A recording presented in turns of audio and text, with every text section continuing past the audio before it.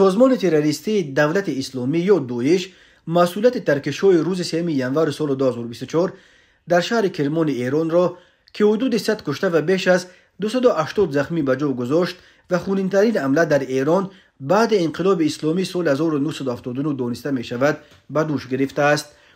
در بیانیه‌ای که روز 4 ژانویه در یک کانال مربوط به این سازمان در اکثر کشورهای دنیا ممنوع در شبکه تلگرام نشر شد، دویش گفت که دو مرگ طلب کمربندهای پر از مواد ترکنده در بین ازدحام اشتراکچیان مراسم یادبود فرمانده سابق سپاه قدس سپاه پاسداران انقلاب اسلامی ایران منفجر کردند.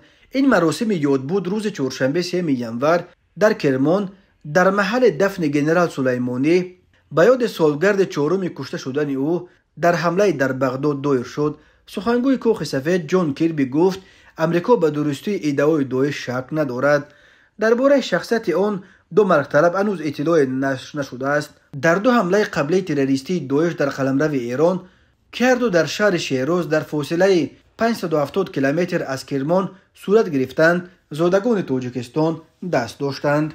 داعش به جنرال سلیمانی کینه دیری نداشت. فرمانده سپاه قدس یک مهره مهم در سیاست ایران در خاورمیانه به شمار می رفت و سلیمانی از نفرانی بود که در حفظ رژیم پرزیدنت سوریه بشار اسد و سرکوب نیروهای داعش در سوریه و عراق نقش کلیدی داشت.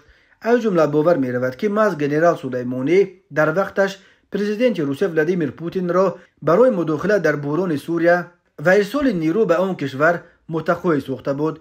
نیروهای روسیه نیز در سوریه به حمایت از رژیم بشار اسد می جنگند.